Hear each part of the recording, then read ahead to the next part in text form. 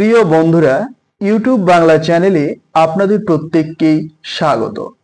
আজকের এই ভিডিওতে আমি শেয়ার করব ডিএলএড সেশন 2023-25 পার্ট 1 ফাইনাল পরীক্ষার কথা মাথায় রেখে বাংলা বিষয় থেকে সাজেশন।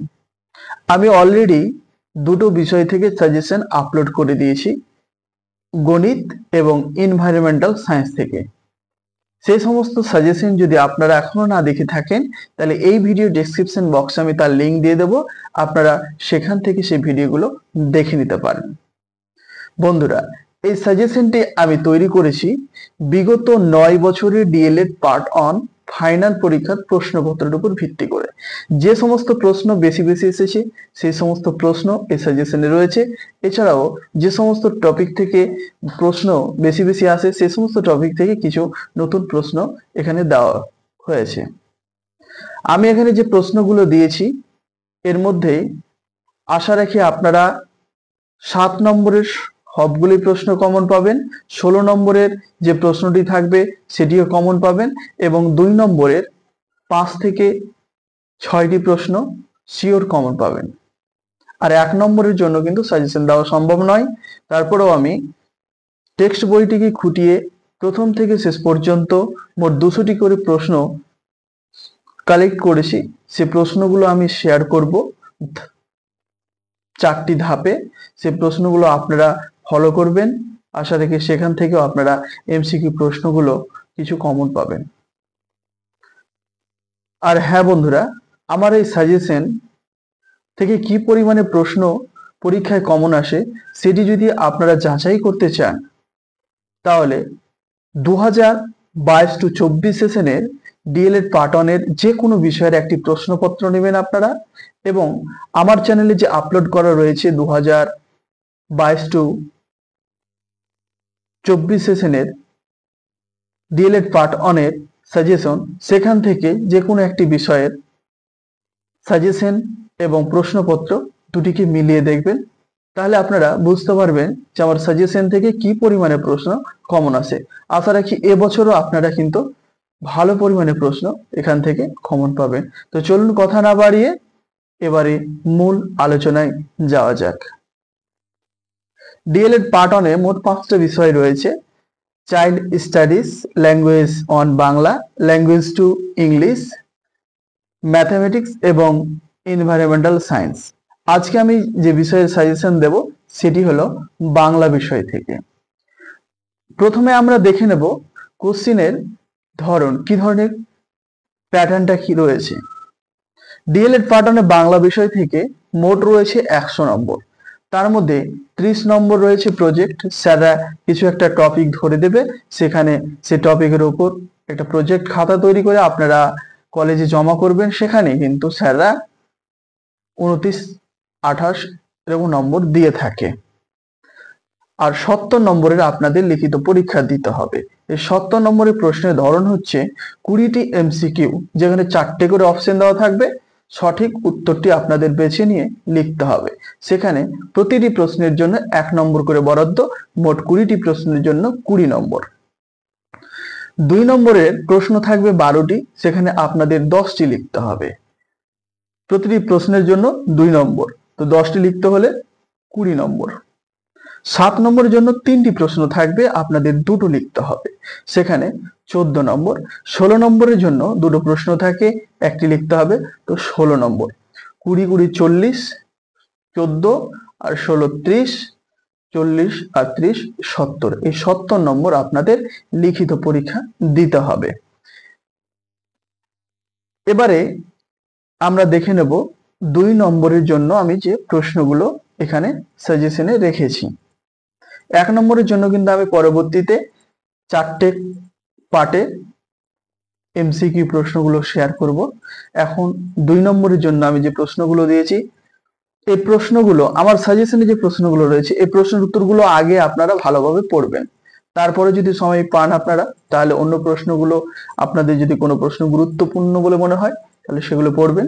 কিন্তু আমি যে প্রশ্নগুলো দিয়েছি এই প্রশ্নগুলোর উত্তর কি আপনারা আগে ভালোভাবে পড়ে নেবেন। প্রথম যে প্রশ্নটি রয়েছে, মাতৃভাষা শিক্ষার 2টি লক্ষ্য লিখুন। এই প্রশ্নটি 2018 টু 20 এবং 19 টু 21 এই প্রশ্নটি কিন্তু এসেছিল। 2 নম্বর যে প্রশ্নটি রয়েছে, সত্যি সোনা গল্পে কৃষকের পুত্র কিভাবে সত্যি সোনা লাভ করলো? এই প্রশ্নটিও ভীষণ গুরুত্বপূর্ণ। 15 টু 17 এবং 16 টু 18 ব্যাচে প্রশ্নটি দিয়েছে, পরপর কিন্তু প্রশ্নটি দিয়েছে। অনুবন্ধ প্রণালী কাকে বলে? এই প্রশ্নটি 2014 টু 16, 2015 টু 17, 2020-22 দিয়েছে। এখানে টাইপ মিস্টেকে 28 হয়েছে। তারপর 4 নম্বর যে প্রশ্নটি রয়েছে, বানান শিখনের দুটি গুরুত্ব উল্লেখ করুন। এই প্রশ্নটি 2018 টু 20, 20-22 দিয়েছে। তারপরে প্রশ্ন, পাঠ পরিকল্পনা বলতে কি বোঝেন? 2018 টু 20 এবং 20-22 প্রশ্নটি দিয়েছে। তারপরে যে প্রশ্নটি রয়েছে, আরোহী পদ্ধতি কাকে বলে? পদ্ধতির দুটি সুবিধা লিখুন। এই প্রশ্নটি 2016-18 ব্যাচে দিয়েছে, 18-20 দিয়েছে, 19-21 দিয়েছে, 22 টু 24 দিয়েছে। এরপরে রয়েছে, নিরবিচ্ছিন্ন মূল্যায়ন বলতে কি বোঝেন? এই প্রশ্নটিও অনেকবার দিয়েছে। 16-18, 17-19, 18-20, 22-24 প্রশ্নটি দিয়েছে। 16 তো দিয়েছে, 17 তো দিয়েছে, 18 তো দিয়েছে, 22ও দিয়েছে।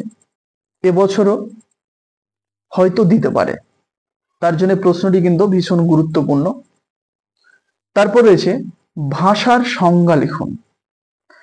প্রশ্নটি 14-16 ব্যাচে দিয়েছে, 18-20 এবং 19-21 ব্যাচে দিয়েছে। তারপরে রয়েছে, নীরব পাঠ কাকে বলে? নীরব পাঠের দুটি সুবিধা ও দুটি অসুবিধা উল্লেখ করুন। ভীষণ গুরুত্বপূর্ণ প্রশ্ন। 15 টু 17, 17 টু 19, 19 টু 21 এবং 20-22 প্রশ্নটি দিয়েছে। তারপরে যে প্রশ্নটি রয়েছে, নৌকো যাত্রা কবিতাটির রচয়িতা কে? নৌকোটি কোথায় বাঁধা ছিল? প্রশ্নটি 14-16 এবং 16-18 দিয়েছে। তারপরে যে প্রশ্নটি রয়েছে, ব্যাকরণ শিক্ষার দুটি অসুবিধা লিখুন। এই প্রশ্নটি 16-18 এবং 18-20 ব্যাচে দিয়েছে। তারপরে যে প্রশ্নটি রয়েছে, কথোপকথন পদ্ধতি দুটি সুবিধা ও দুটি অসুবিধা উল্লেখ করুন। 15 টু 17 এবং 19 টু 21 প্রশ্নটি দিয়েছে। তারপর রয়েছে, পদ্ধতি কাকে বলে? এই প্রশ্ন 17 টু 19 দিয়েছে। তারপর যে প্রশ্নটি রয়েছে, শব্দানুক্রমিক পদ্ধতি কাকে বলে? 16-18, 20-24, 22 টু 24 এই প্রশ্নটি এসেছে। তারপরে যে প্রশ্ন রয়েছে, বাংলা ভাষা শিখনে সহযোগী দুটি উপকরণের নাম লিখুন। 19 টু 21 প্রশ্নটি দিয়েছে। তারপর যে প্রশ্নটি রয়েছে, প্রাথমিক স্তরে ভাষা শিক্ষার ক্ষেত্রে শিক্ষা উপকরণের দুটি বৈশিষ্ট্য লিখুন। 17 টু 19 প্রশ্নটি দিয়েছে। তারপরে যে প্রশ্নটি রয়েছে, ব্যাকরণ শিক্ষার দুটি গুরুত্ব লিখুন। তারপর যে প্রশ্নটি রয়েছে, সামগ্রিক মূল্যায়ন কি? 19 টু 21 দিয়েছে। তারপর রয়েছে, আদর্শ শিক্ষকের দুটি বৈশিষ্ট্য উল্লেখ করুন। 16 টু 18 দিয়েছে প্রশ্নটি। তারপর রয়েছে, ভাষা শিক্ষা সহায়ক উপকরণ কি? তারপরে প্রশ্ন, তালব্য বর্ণ কাকে বলে?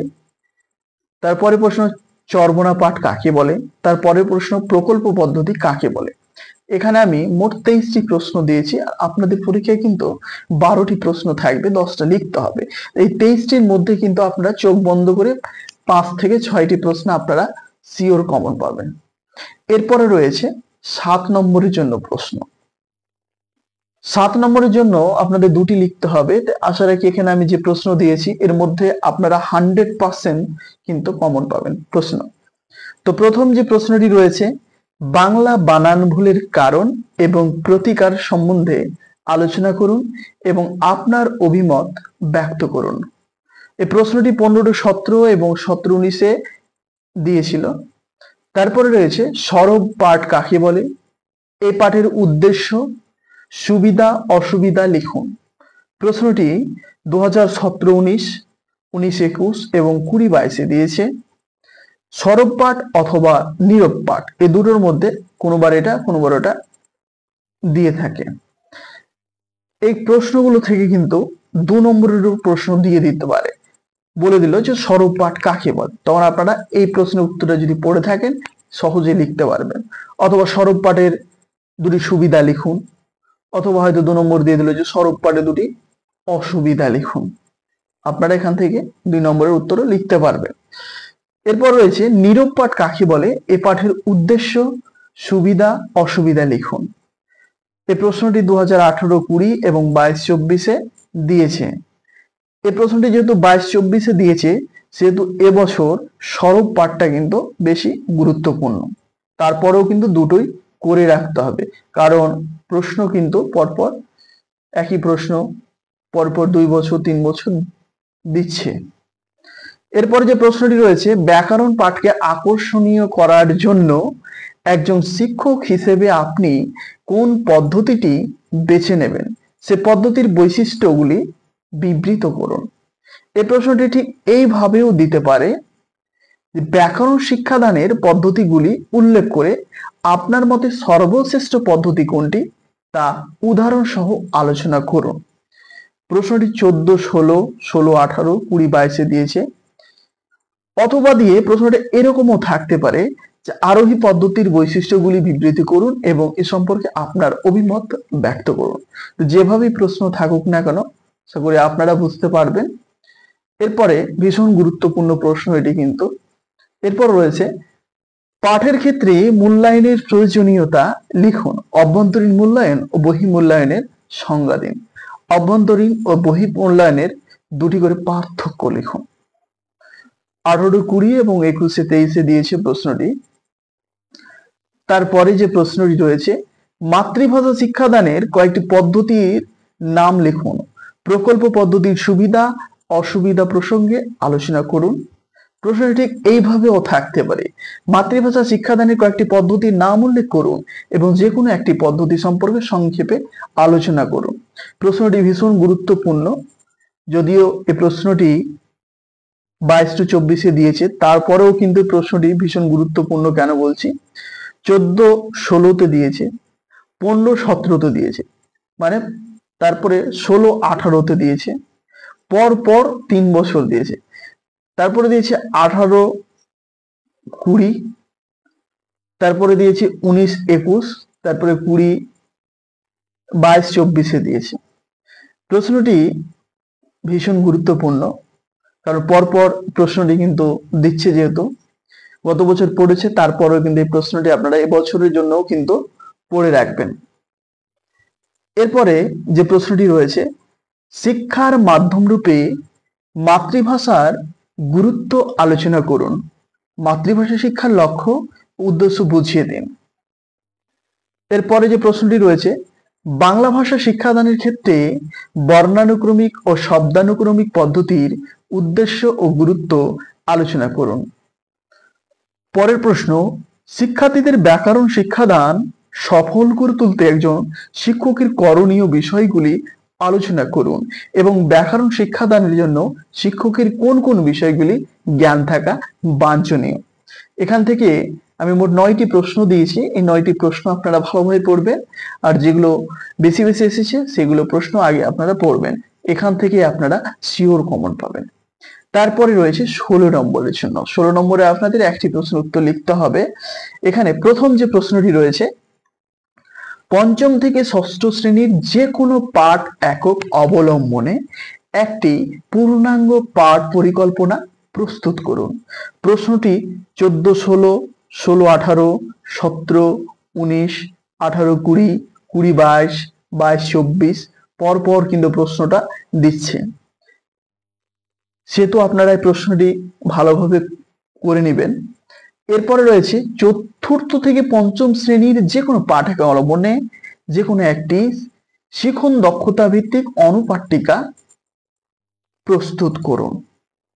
এই প্রশ্নটি গুরুত্বপূর্ণ, কিন্তু প্রথম যে প্রশ্নটি রয়েছে এই প্রশ্নটি সবচেয়ে বেশি গুরুত্বপূর্ণ। আজকের মতো ভিডিওটি এই পর্যন্তই। আজকের এই ভিডিওটি আপনাদের কেমন লাগলো তো অবশ্যই কমেন্ট বক্সে আপনাদের মতামত জানাবেন। চ্যানেলটিকে সাবস্ক্রাইব করে না থাকলে অবশ্যই সাবস্ক্রাইব করে রাখুন। ওয়েস্ট বেঙ্গলের ডিএলএড রিলেটেড প্রথম এবং সবচেয়ে বড় চ্যানেল হচ্ছে ইউটিউব বাংলা চ্যানেল। এই চ্যানেলে আপনারা ডিএলএড সংক্রান্ত DElEd suggestion, DElEd micro lesson plan, macro lesson plan, assignment, previous year question, DElEd সংক্রান্ত সমস্ত তথ্য আপনি এই চ্যানেলে দিয়ে থাকি। আপনারা সমস্ত কিছুই কিন্তু এই চ্যানেলে পেয়ে যাবেন। তো অবশ্যই আপনারা চ্যানেলটিকে সাবস্ক্রাইব করবেন এবং পাশে থাকা ঘন্টা বেল আইকনটিকে দাবিয়ে রাখুন। তাহলে পরবর্তীতে যখন আমি ভিডিও আপলোড করব তার নোটিফিকেশন আপনাদের কাছে পৌঁছে যাবে সবার আগে।